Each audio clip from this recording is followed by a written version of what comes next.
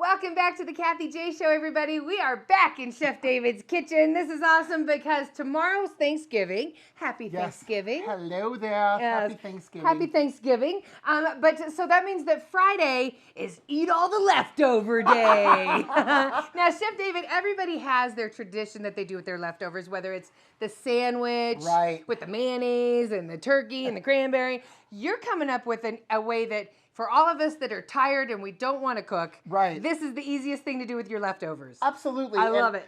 I love playing Use It Up. Like, this is like what I'm known for. Yes, it is. So I decided to make a shepherd's pie out of Thanksgiving leftovers. Yeah, because you always have some mashed potatoes left. And if you don't, you can make those real easy. Exactly. And always some turkey. Yep. All right. And then I see you added carrots. Well, you can. So that's the thing. Like, if you don't have a whole lot of sides, or you did like the casserole thing that isn't really going to go well in this thing, you can stretch it by adding, you know, a bag of frozen mixed vegetables or by cutting up just another root vegetable. I would honestly stay away from potatoes because you're putting the mashed potatoes on the top. You don't want like chunk of potato in it. No. Okay. So some sort of vegetable for filler. Right. All right. And then we're using our gravy. Yeah, I'm using gravy. If you don't have any gravy leftover gravy. What? Who does that? What's that? You drink it. You can make more gravy. Yes, you Very can. simply, just get a packet and zhuzh it up. And this is some of our succotash. Succotash. Succotash. I had to say it because I knew he loves to say the name. All right, so how do we build a shepherd's pie? So I'm just kind of making this with our leftovers. So cool. First thing you start with is some turkey. Now, go ahead and use both the white and the dark meat. Just kind of mix it up. Make sure you don't have any bones. A little bit of skin is fine if you've got it in there. I wouldn't, go through and peel it all off. Okay. Now we're going to go ahead and add some of our succotash. I had succotash. If you just had some corn, if you just had some regular green beans, that would all go well right in this dish. Just put it all in there. Yeah, you're just kind of mixing it up. It's almost like a Thanksgiving goulash. Okay, that's a good way to say it. Right. All right, yeah.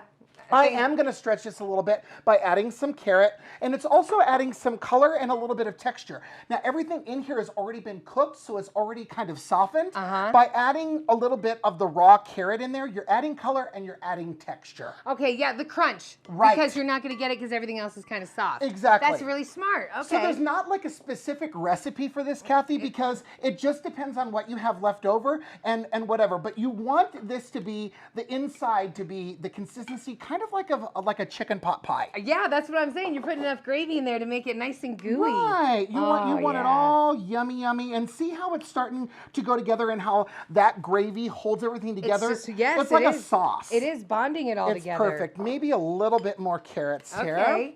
Whatever you say, Chef David.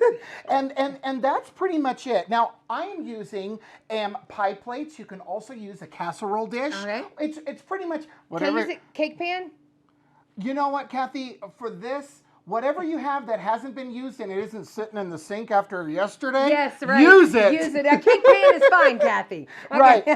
So here, I'll hold it and you pour it in. Well, actually, we need to butter it, honey. Oh, we need some butter in there. You know, Chef David and his butter. Butter is more butter, more better. You just don't want it sticking to the pan, and we want to add a little bit of something. All right, put it in there. Okay, I'm just going to use my hand, sorry. And you just want to just grease that all the way around. There are so many moms right now loving the fact that they're watching you do this because this is what we all do when we're in the kitchen. Right, exactly. Right, okay. So go ahead and put that down. I'll hold it. Okay. And let me help. I hold the bowl. There you go. It is a heavy bowl, I will tell you. Okay, so now we're going to put the crowning jewel on the top, your mashed potatoes. Yes.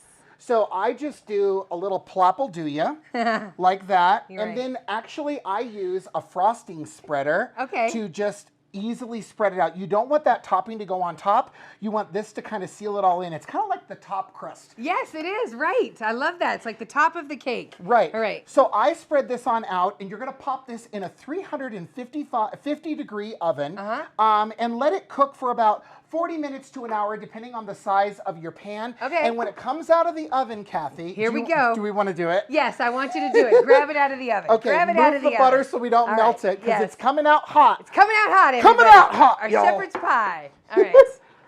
This is Thanksgiving leftovers are served. This is how it looks, browned on the top, already ready to go.